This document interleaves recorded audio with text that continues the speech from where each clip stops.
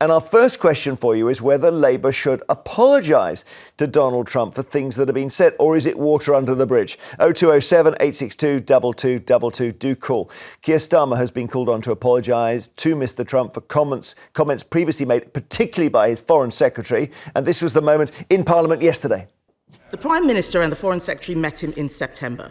Did the Foreign Secretary take that opportunity to apologise for making derogatory and scatological references, including, and I quote, "Trump is not only a woman-hating, neo-Nazi sympathising sociopath, he is also a profound threat to the international order"? And if he did not apologise, will the Prime Minister do so now on his behalf? The Foreign Secretary and I did meet President-elect Trump just a few weeks ago for dinner for about a couple of hours, and we discussed a number of issues of global significance. It was a very constructive exercise. So what exactly are they talking about? Let's just go over to our big wall here. And we do have to say, Labour, we've got... Quick question for you. OK? Who has insulted Trump? Who's done it the most? Insulted the orange man.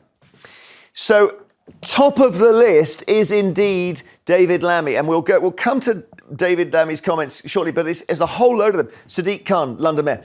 The Prime Minister himself has said some untoward things, arguably, in context. Rayner, his deputy. Emily Thornberry has been rude about him. It's a long list. Where's Streeting, the health? We have to move the hair down. Miliband, Streeting, Miliband. So let's stick on Lammy. And there's a reason for that. He used to be just David Lammy MP. Now he's David Lammy Foreign Secretary, and that's why this matters.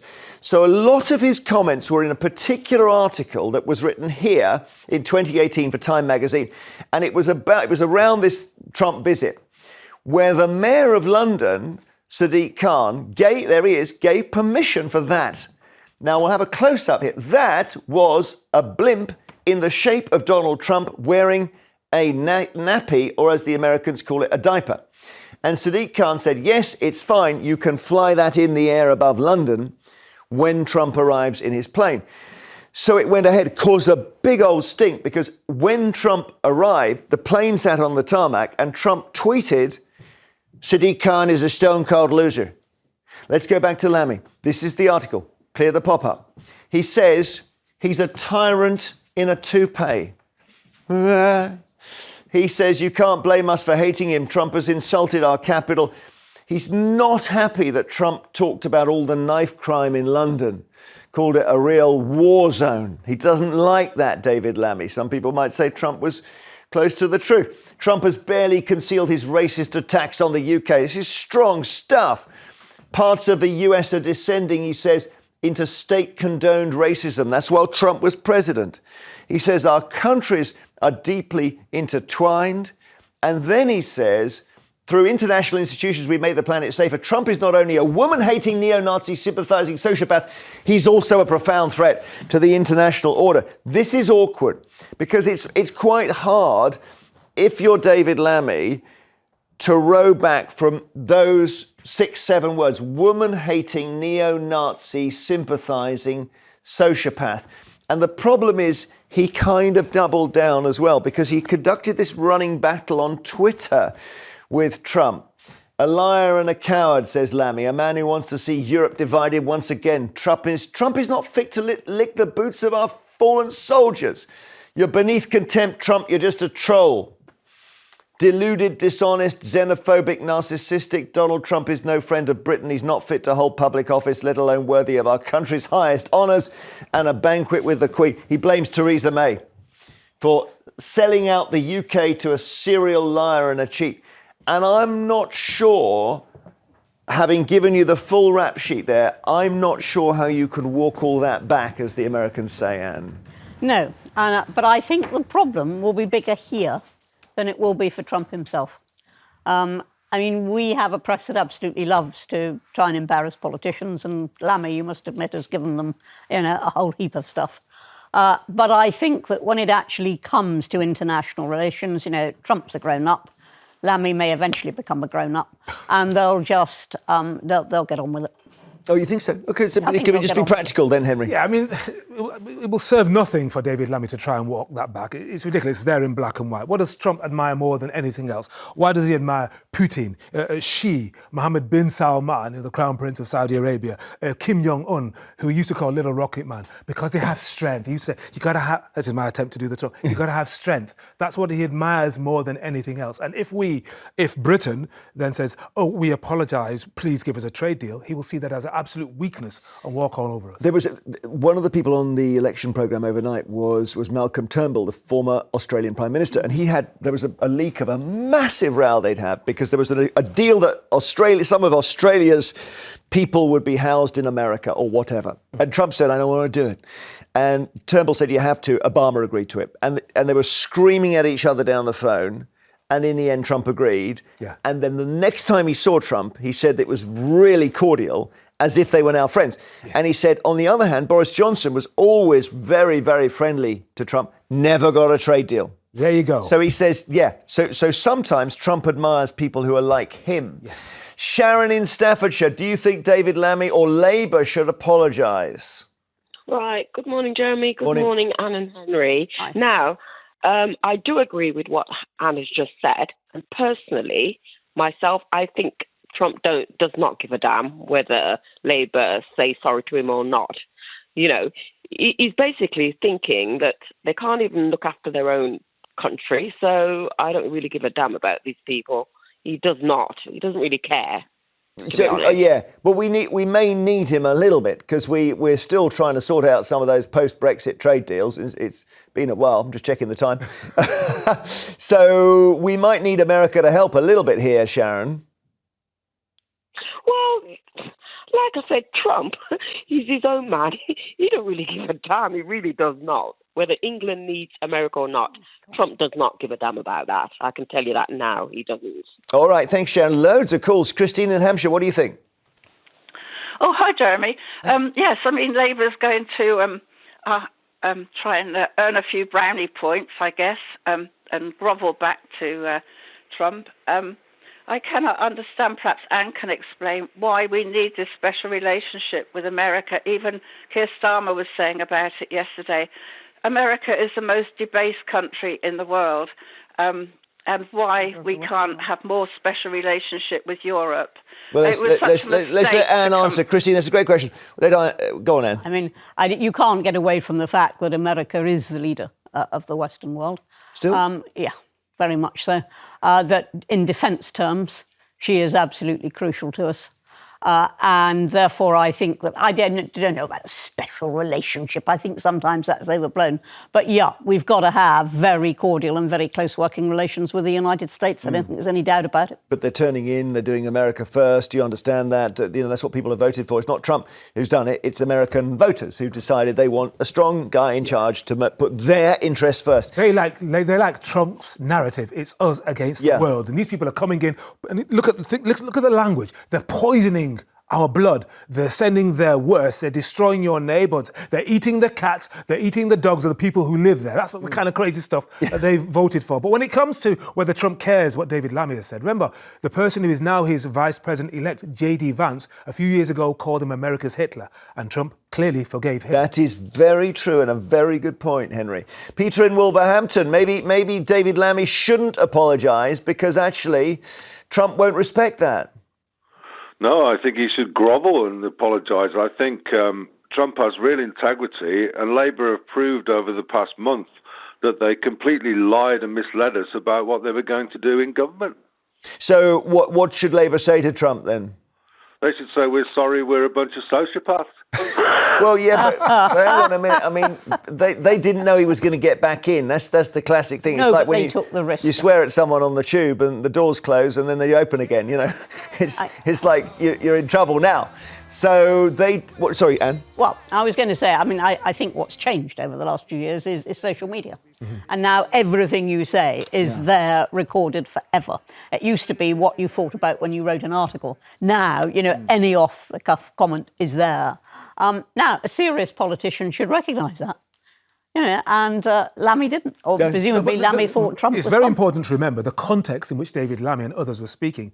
In 2017, so 7 years ago, there was a really bad Unite the Right sort of riot, it was a demonstration run by a far-right guy called Richard Spencer. It was in Charlottesville, and they were saying things like, Jews will not replace us. And then Trump was asked, and he said, there are very fine people on both sides. Good people on both sides. Good people on both sides. And that's why, David Lammy and others said this guy is terrible. OK, after the break, we'll take more calls on this. We've got loads of people waiting. Should Labour apologise for what they were saying? Some of the rude things.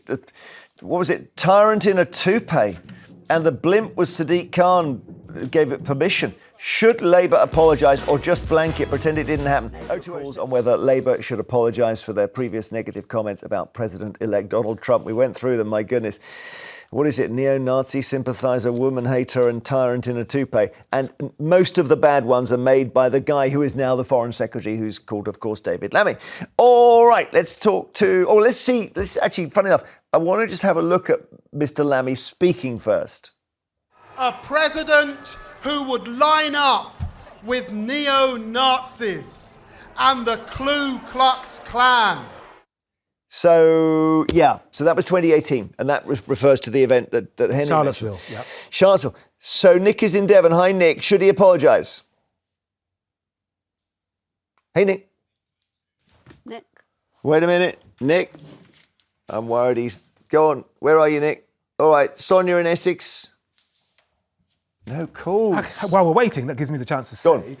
Only a month or so ago at the UN General Assembly, on the margins, Keir Starmer and David Lammy sat down and had dinner with Donald Trump for 2 hours, apparently got on famously. Now, if Trump was really that insulted or still remembered, what David Lammy had said some 5 or 6 years ago, he wouldn't have actually sat down and had dinner with him. That was an attempt at building bridges, and I think it will work. I don't even think it was an attempt at building bridges. I think it was a perfectly normal dinner in the circumstances. As I said earlier, I just expect them to get on with it. I mean, they won't dwell on this in the same way that the British media will dwell on it. Yeah, it's true. And let's remember, Trump's stock in trade is insults. Sleepy Joe, Little Marco, etc. He is an insult comedian who's managed to insult and joke his way to the top. He's an entertainer. And the Americans love him for it. But he doesn't, he's got a thin skin. If he is a narcissist, as people say, narcissists have very thin skin. But not necessarily long memories. There's a difference. Oh, that's interesting. Well, there's a difference. You can be furious at the time, but it doesn't follow you will be next day. Because his deputy, J.D. Vance, as Henry's pointed out, called him America's Hitler and then got forgiven and put on the team. Yeah. That's it. So, where were you? Did you watch the overnight coverage then, Anne? I went to bed. I got up at 4:30. Right. Because I reckon there wouldn't be anything decisive until then. There'd be a lot of verbiage, but there wouldn't actually be anything decisive. So I was watching from 4:30 onwards. OK. And so by that stage, we kind of knew.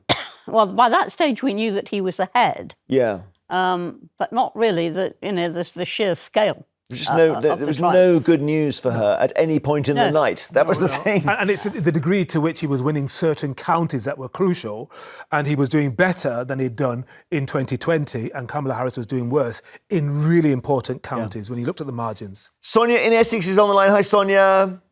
Oh, hi there, Jeremy. Hi, panel. What do you think? Should Labour... I mean, I guess when I say Labour equals the government equals us. So should we apologise for all those insults? No, we shouldn't. David Lammy and Labour were speaking the truth about Trump's behaviour and the things he'd said. I don't think we should walk back what was said, because it's the truth. But he's the most... That's fine. It's all... Yeah, principles are great, but not in foreign policy, because he's now the most powerful person in the world. So we have to deal with that. And we can't say we don't like you, so we're not going to visit the White House, for example. I mean, David Lammy could resign. You could, but he's not going to. He's not going to resign. No, he's not going to, because Why should he resign?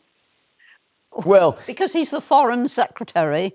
Trump is the leader of the Western world, and he has said some pretty gross things. It's pretty gross things.